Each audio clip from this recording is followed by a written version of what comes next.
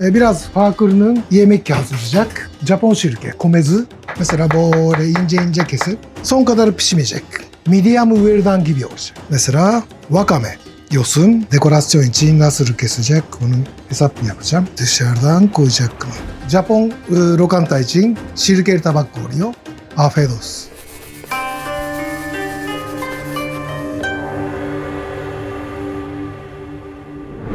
Şimdi biraz farklı yemek hazırlayacak.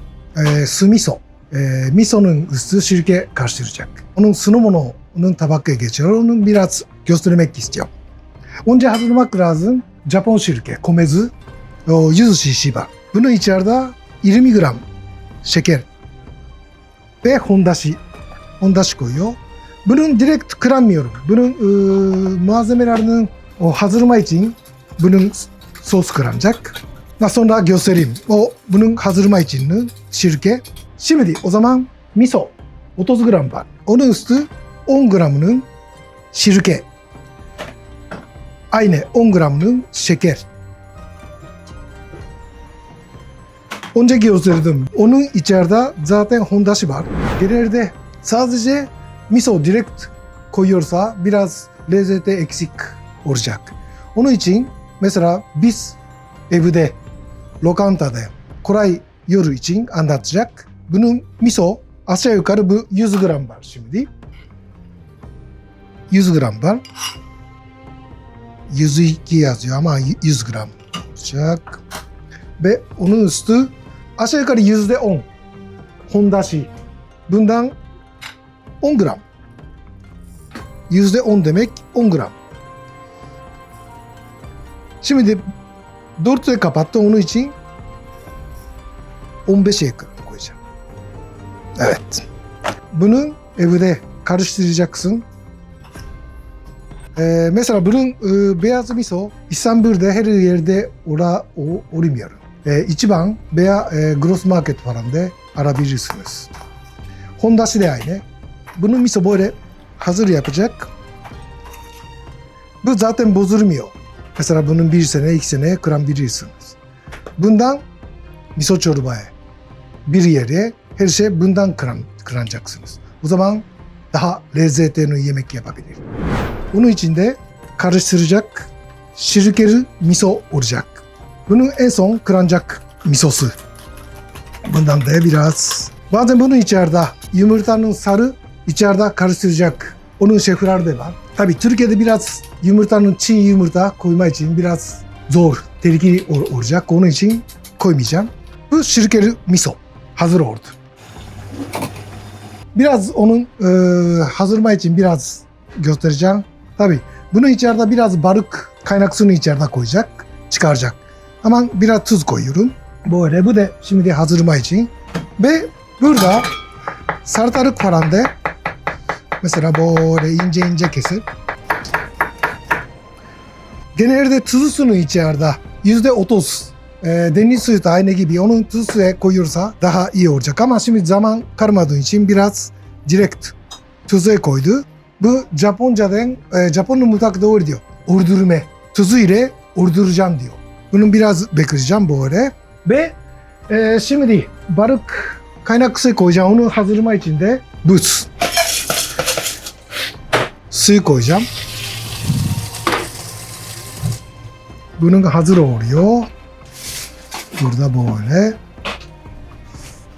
O zaman bunun balık koyup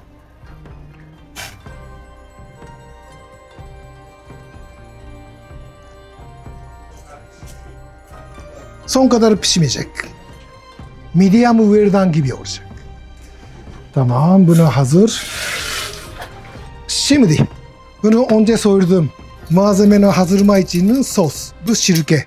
Mesela böyle olacak. Kırancam malzemeler. Mesela wakame, yosun. Soğuttuğum levrek.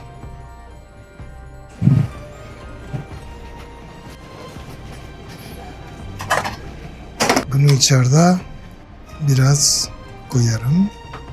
Bunu hazırlama için. Ve bir tane daha Bunun da hazırlama için. Ve biraz önce ordurdum. Bak yemişti. Ama sadece bunu direkt kıranıyorsa çok tuzlu olacak. Biraz yıkanacak. Bunun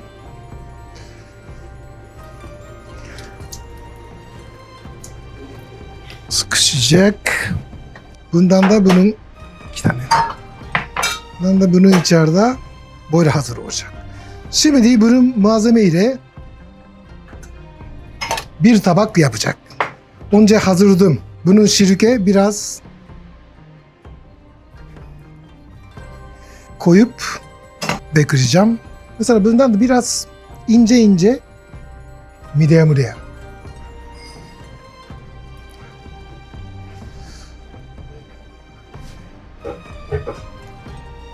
Evet.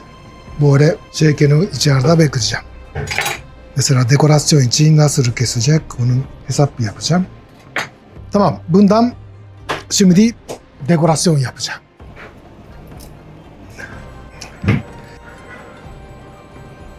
Tamam. Şimdi her şey hazır. Dekorasyon yapacağım. Bundan böyle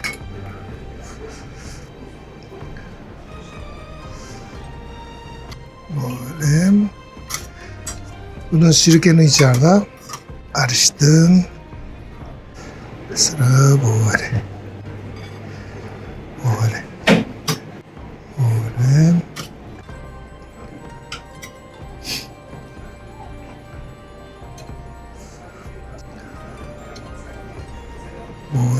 olacak. Ve rengi olarak lemon da koymak istedi. Rengi olarak koyalım.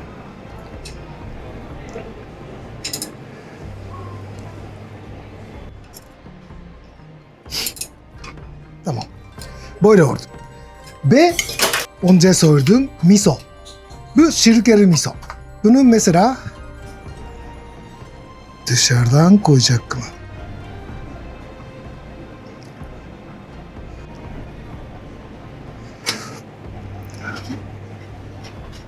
Böyle olacak. Japon lokanta için sirkeli tabak koyuyor ve su miso. Su miso ae. Bu da çok lezzetli oluyor. Ben de çok seviyorum bunu. Tabii unun üstü susamı da koyabiliyorsunuz. Nasıl istersen kendininden onun değiştirebilirsiniz. Afiyet olsun.